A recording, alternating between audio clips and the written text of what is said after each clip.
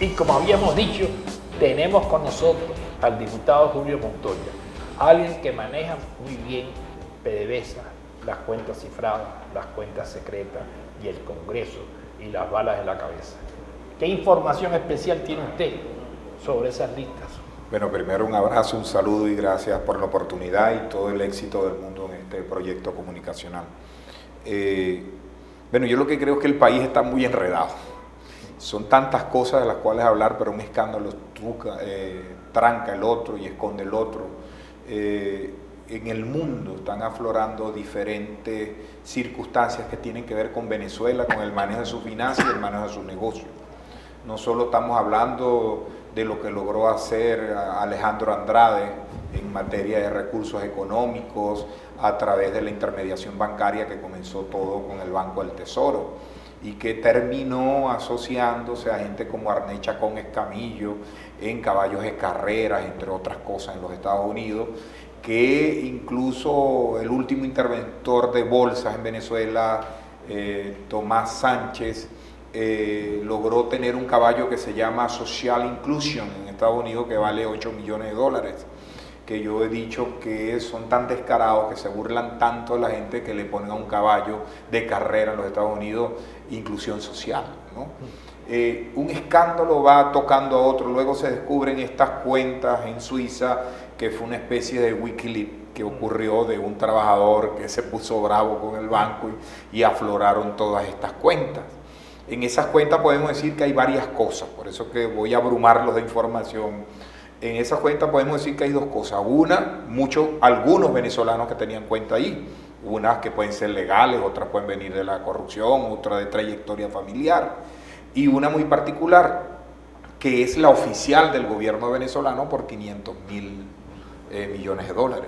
Eso nos llama la atención por lo siguiente. Uno, se está hablando de una cuenta en un banco en Suiza, pero el banco es inglés. ¿Okay? Y el argumento de traerse el oro del Banco de Inglaterra era que el imperialismo inglés no podía tener los recursos de los venezolanos. Dos, no sabemos por qué el país no sabía que ese dinero estaba allí. ¿Por qué? Porque ese dinero gana intereses. ¿A quién se lo estaban dando? ¿Quién negoció la colocación? Todo apunta a que el ministro de la Finanza era el único que sabía de esta negociación. No hay razones lógicas para que ese dinero estuviese allí. Nosotros vamos a presentar a la Fiscalía y a la Contraloría la documentación necesaria para que abra una investigación. Cada vez encontramos, la fiscal ya dijo públicamente que iba a investigar.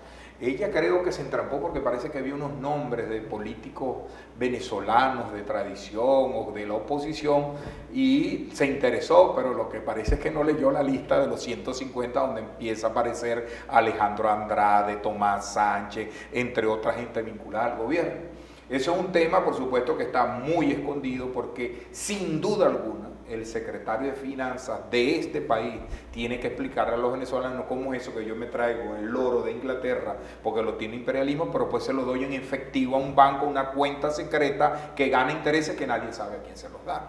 Y evidentemente eso ocurre en algo similar con el Banco de Andorra, pero ese es peor. El Banco de Andorra son unas cuentas que esas sí estaban realmente lavando dinero de la corrupción, uno, dos, y en el caso... Y el caso de narcotraficantes. Claro. Grandes narcotraficantes estaban en el Banco de Andorra con los depositantes venezolanos.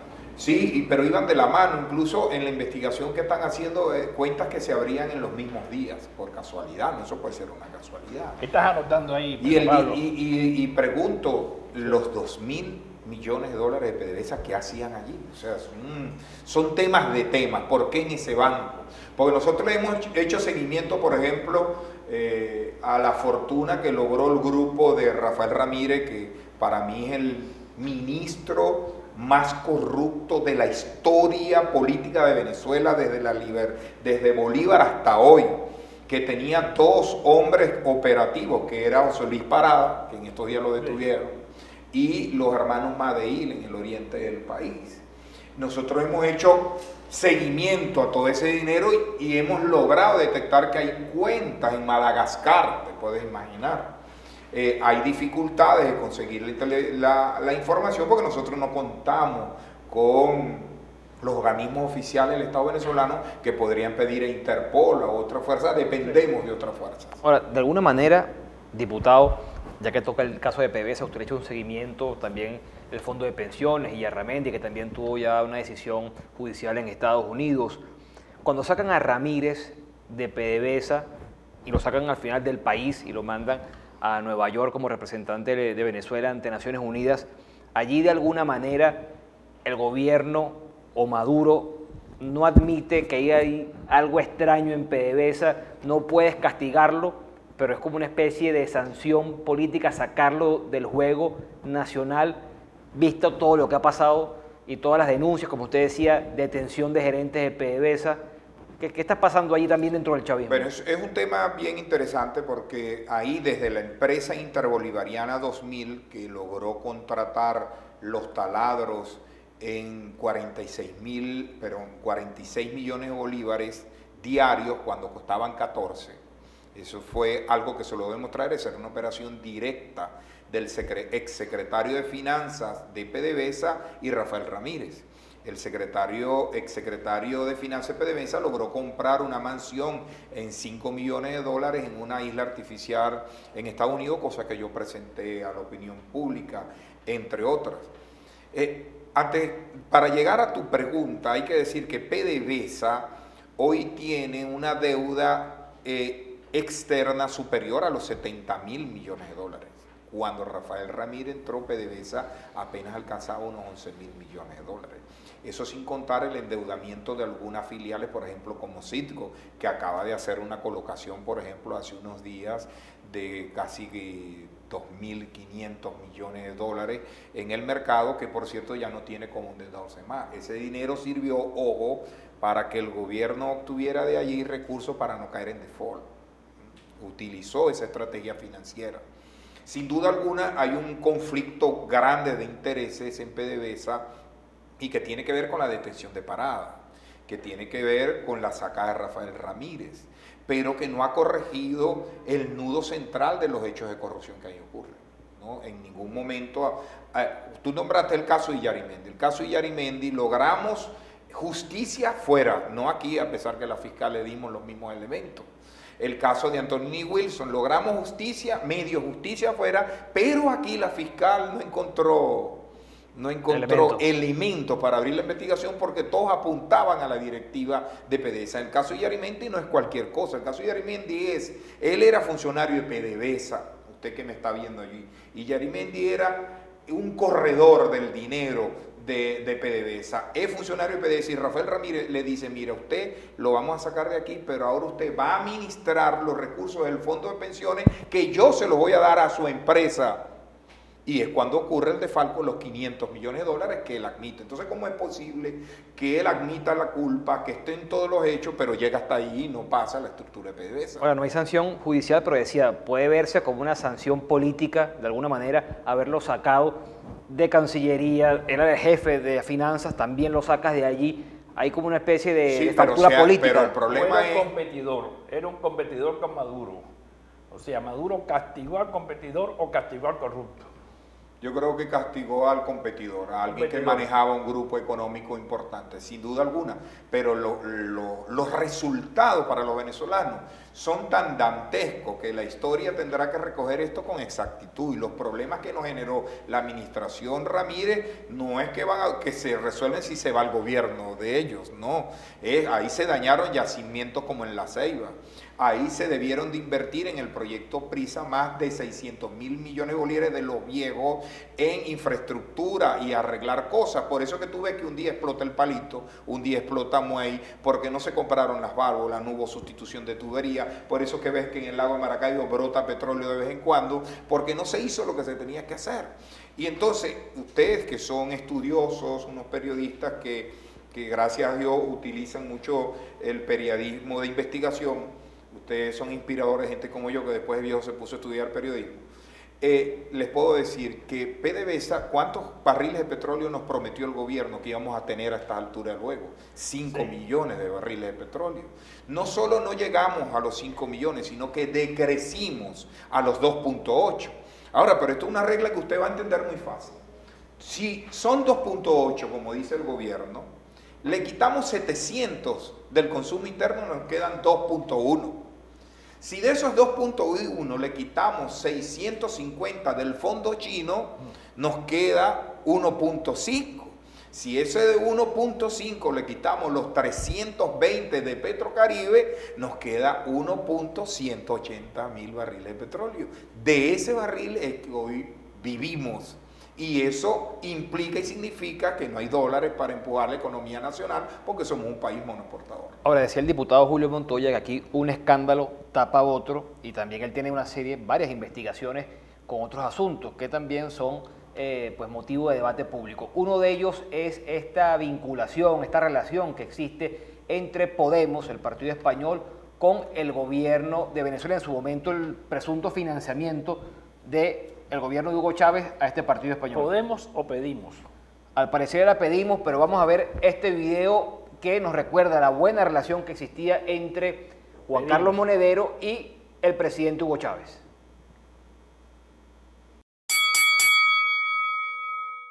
Pero tenía días que no te veía y te oía. Juan Carlos, bienvenido. ¿Cuándo llegaste, hermano?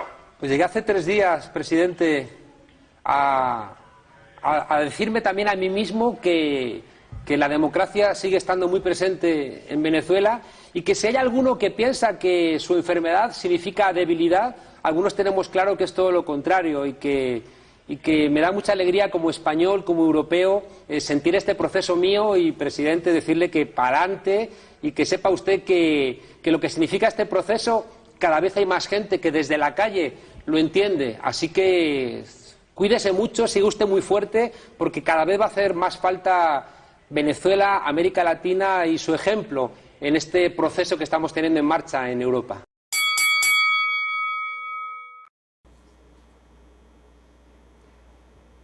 Este señor tiene un nombre muy apropiado, Monedero, porque venía aquí a pedir moneditas.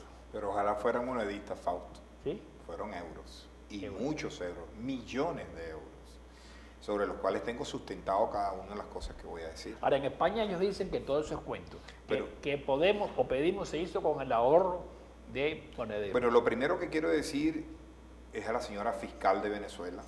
Aquí está la solicitud de una nueva investigación. Aquí está el recibido de la denuncia que hicimos formalmente en la Fiscalía. Algunos no creen mucho en el método de la denuncia. El parlamentarismo incluso ha olvidado un poco de eso. Yo soy un crítico muy serio de nuestros parlamentarios, los de ellos y los de nosotros. Yo he dicho que si un parlamentario no investiga y denuncia, si un parlamentario no presenta un proyecto de ley, si un parlamentario no habla, entonces ¿para qué quiere una reelección? Por vía de Dios, la MUD tiene que revisar qué tipo de parlamentario necesitamos y yo asumo el costo político de decirlo porque la verdad es que a mí me ha dado asco pertenecer a este último parlamento, he estado en los últimos 4 de mi vida, pero yo creo que pasa una pena histórica, no solo por el fascismo que ellos aplican, sino también por algún comportamiento nuestro. Yo sé que es duro, pero eso es así. El señor Monedero, a través de la Fundación de Estudios Políticos y Sociales, logró tener contratos en este gobierno, sin duda alguna. Es cierto lo que dice Podemos.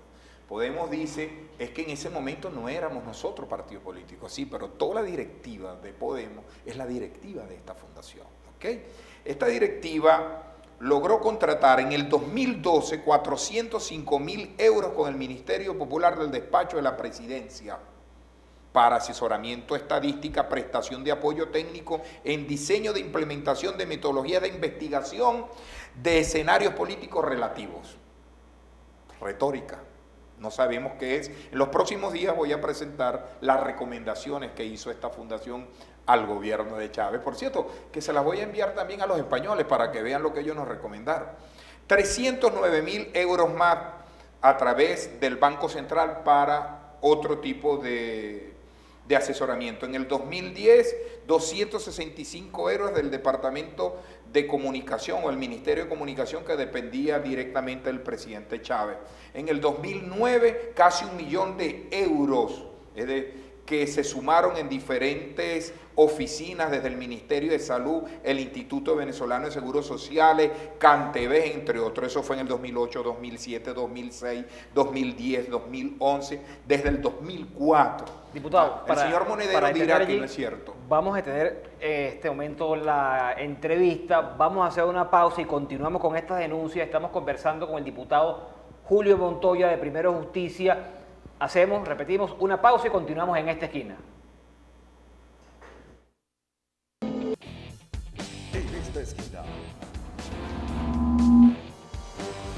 Diputado Julio Montoya, diputado de Primero Justicia, que nos estaba ya presentando las denuncias que ha hecho y que incluso ya introdujo ante la Fiscalía General de la República y este financiamiento del gobierno nacional para el partido Podemos de España. Lo primero que tenemos que aclarar es que mientras los enfermos de VIH no encuentran hoy dólares preferenciales ni euros para los reactivos, mientras los enfermos de diabetes no encuentran insulina porque no hay dólares preferenciales, o los enfermos o los venezolanos con autismo o enfermos de celíacos no tienen para comprar alimentos sin gluten porque no hay dólares ni euros, estos señores accesaban a los dólares preferenciales. Y aquí está una prueba de ello.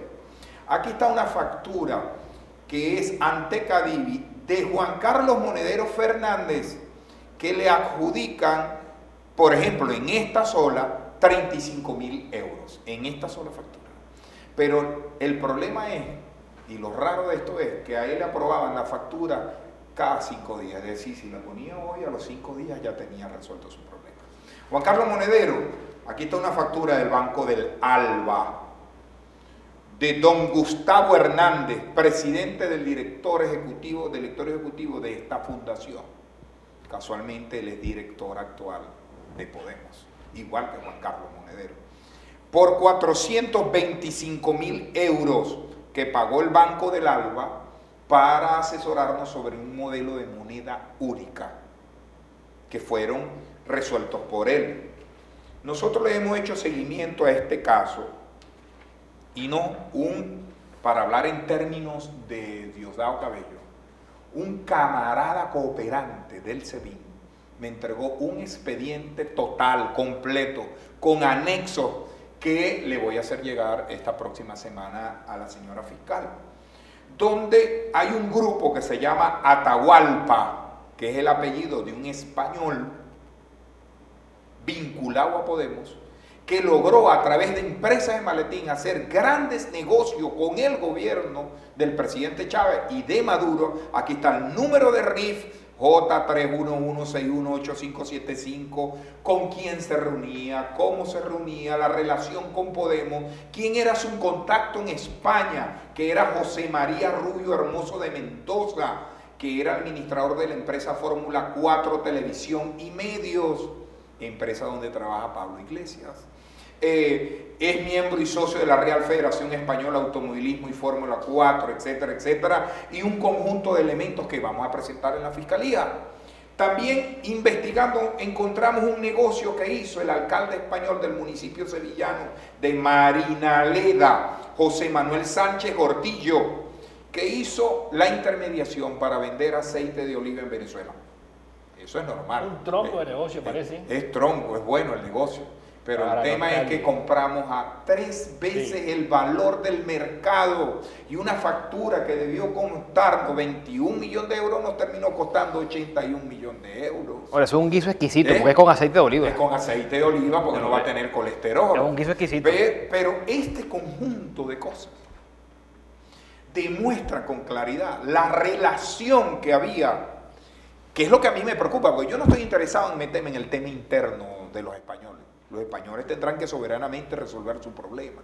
El problema es que estos señores sí se metieron en el mío, porque no solo vinieron a hacer negocio, no solo utilizaron cuentas de fantasmas de empresas de maletines, sino que ellos venían a entrevistas en Venezolana Televisión a opinar sobre nosotros. Es como este señor de del Movimiento Sin Tierra de Brasil, que nos mandó con un lenguaje bien duro, con palabras, y después vino, porque al gobierno le molestan mucho las opiniones del exterior, pero cuando viene el Movimiento Sin Tierra, cuando viene la mujer de Celaya, cuando vienen un poco gente a hablar barbaridades, nuestro gobierno no dice absolutamente nada. Entonces, estos señores, para mí, cometieron delitos penales en Venezuela. Ahora, lo que tienen que resolver los españoles es si en España es legal que un partido político reciba financiamiento de un gobierno en el exterior. En Venezuela es ilegal. Ahora, diputado, ya esto es noticia. En España, por supuesto, hay investigaciones que se han hecho. El diario ABC ha publicado varias notas. Vamos a ver un video con el periodista que se ha encargado de investigar esta relación entre Podemos y el gobierno de Venezuela y que ha publicado en ABC.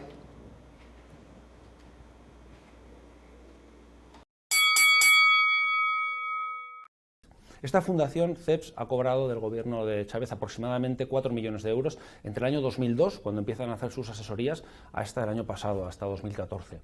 Luego, por otra parte, Juan Carlos Monedero era asesor directo de Hugo Chávez y de su gobierno y cobraba por ello. Yo he publicado en ABC unos pagos de 35.000 euros a su nombre, que son del año 2010, y luego están los famosos cobros que recibió Juan Carlos Monedero a través, desviados a una empresa, a Caja de Resistencia Motivados, que fueron 425.000 euros a finales de 2013. Es decir, la vinculación entre los líderes de Podemos, la Fundación CEPS y el chavismo es total y manifiesta.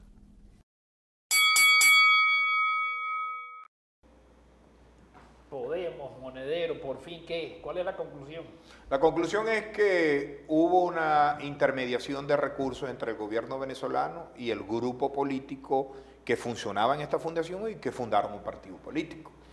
Hubo hechos ilegales en Venezuela, empresas de maletín, manejo de influencia y un asesoramiento que se realizó que no terminó en nada, y algunos asesoramientos que vamos a presentar próximamente de cosas terribles que ellos opinaban que debían hacerse en Venezuela, porque incluso hablaban de técnicas de manipulación mediática goebbeliana. A ellos les encunta mucho Chomsky, la manipulación mediática, entre otras, y que están allí. Bueno, nosotros fuimos a la Fiscalía, voy a acudir al Congreso español a fin de que ellos investiguen si hubo una ilegalidad de esto también allá, pero también se investigue qué pasó con toda esta situación. Diputado, hay un tema también, las parlamentarias, que usted ya asomaba este debate que se ha dado sobre las candidaturas en la mesa de la Unidad Democrática, sobre el desempeño de la bancada actual. Pues bueno, hay quienes critican esta combinación de consenso y primarias, que piden primarias generales para remozar esa bancada de la unidad de cara al reto que significará el próximo Parlamento. Su opinión sobre el tema. O esto es una maniobra para sabotear las elecciones, o sencillamente caer en ese debate ahora no está saboteando a la oposición. No, yo lo que creo que Venezuela vive unos momentos bastante difíciles porque el gobierno, para esconder el grave drama económico que tenemos, el grave social, el Banco Central, al momento que ustedes me están haciendo esta entrevista, no ha sacado los indicadores económicos de los últimos 2 meses de este país, pero nunca nos entregó noviembre y diciembre del Producto Interno Bruto, para que los venezolanos no supiéramos que fuimos el único país de América que decreció menos 4 puntos el PIB. Y decrecimos en los 4 trimestres del año pasado, y eso en economía se llama recesión económica.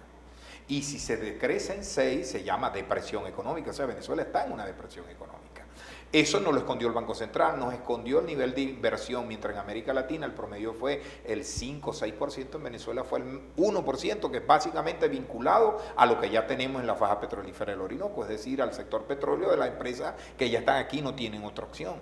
Nos escondió estos 2 meses que la inflación de estos 2 meses pudo estar por encima del 10 puntos porcentuales por mes, y en alimentos de más del 40% en solo 2 meses, lo cual nos da garantía de que al final del año vamos a tener una inflación de más de 3 dígitos. Y todo eso nos lo escondió el irresponsable Nelson Merente, que se convirtió, por supuesto, en un ministro más y un presidente del Banco Central. En medio de eso vienen unas elecciones y el gobierno, ¿qué hace? Buscar cualquier, yo le decía al iniciar el programa, es que ya Banco Andorra, cuentas en Suiza, el Ledesma preso, la persecución a Julio Borges, ahí van temas, la muerte del chico en el Táchira, todo eso va desbordando el país, inflación, cola, desabastecimiento, y el gobierno de que habla ahora, invasión norteamericana, los gringos, etcétera, y a veces que los gringos también se la la ponen en bandeja de plata, ¿no? Y evidentemente esta situación, en medio de eso hay unas elecciones parlamentarias. Eso nos dificulta también de tener métodos amplios de selección porque hay una crisis política y evidentemente no es fácil poner de acuerdo a tantos sectores. Yo soy un crítico. Para mí hubiese sido mejor primarias en todos los circuitos, sin duda alguna, siempre lo he dicho, lo he defendido en el seno de Primero Justicia, pero entiendo que no es fácil la situación que estamos viviendo en el país y no es fácil acordar tanta gente. Hay el método de tanto consenso como sea necesario y tantas primarias como sea posible, funciona. Nunca va a ser posible que todo el mundo esté contento. Nunca va a ser posible, pero ahí hay un esfuerzo. Lo que sí digo es que pueden haber muchos consensos, pero los partidos lo mínimo que tienen que hacer es proponer en esos circuitos dirigentes que entiendan la realidad que vive el país. Hoy el ejercicio parlamentario, perdonen el término, no es para cobardes. Hoy el ejercicio parlamentario no es para estarse cuidando, sino la mejor defensa es el ataque. Yo no lo escondo, le digo, mira, tú no tienes que decir, a mi esposa la acusaron de corrupción, yo que he estado en la lucha contra la corrupción hace muchos años, ¿para qué? Para descalificar al vocero, pero yo no le dije, vete al país, o nos fuimos, o nos callamos, no, vamos para adelante. Hoy el ejercicio parlamentario no es para cobardes, hermano, hoy necesitamos un parlamentario que esté ejerciendo el control parlamentario, la denuncia como una característica esencial de ser parlamentario. ¿Y habrá elecciones? A mí me preocupa mucho cuando el presidente Maduro dice, garantizo las elecciones, voy para elecciones, voy a para elecciones, eso parece que es al porque revés. eso opera como el carterista cuando roba una cartera en el mercado, que la roba y sale corriendo diciendo, ahí va el ladrón, ahí va el ladrón, ahí va el ladrón, para que nadie sepa que él es el ladrón. Y eso me preocupa porque la salida de este país tiene que ser democrática, tiene que ser electoral y tiene que ser constitucional. Como lo dice Enrique Capriles, no ganamos nada con sustituir a unos por otros incluso. Este país necesita construir los caminos de la reconciliación nacional. Este país necesita construir los espacios de todos. No hay un país exitoso dividido en dos toletes. Eso sí, la impunidad es mala siempre. Ahora, diputado, ¿esto es simplemente valerse de la crisis para ganar gracias al voto castigo o la unidad tiene que hacer mucho más? Es tan fácil como eso, porque el gobierno a veces lo pintan como si tuviera las manos atadas y tiene todo el poder. Vemos a Maduro pidiendo habilitantes, poderes especiales para enfrentar esa campaña. Entonces puede revertir la tendencia negativa. Hay que ser un necio para creer que el mandado está hecho y hay que ser un tonto para creer que el gobierno no tiene cómo movilizarse o no tiene instrumentos. La oposición necesita dos cosas fundamentales. Uno, la unidad real. Y dos, defender en la calle las reivindicaciones del pueblo venezolano. Porque aquí no se trata la discusión, si la discusión fuera entre salidistas y los que creen en la ruta electoral, ese no es la salida, ese no es el problema. El problema es que en el medio hay una gran población que no cree hoy en los partidos políticos. Hay una población que está defraudada y necesita mensajes claros. Por eso que la oposición tiene que tener bien clara cuál es la ruta. Y para mí, para Julio Montoya, la ruta, lo que ansía el pueblo chavista y el pueblo opositor, es paz real. Y la paz real es con propuestas de reconciliación nacional. Agradecemos a Julio Montoya, diputado de Primera Justicia por el Estado Zulia, por haber estado hoy aquí con nosotros. Vamos a una pausa y continuamos en esta esquina.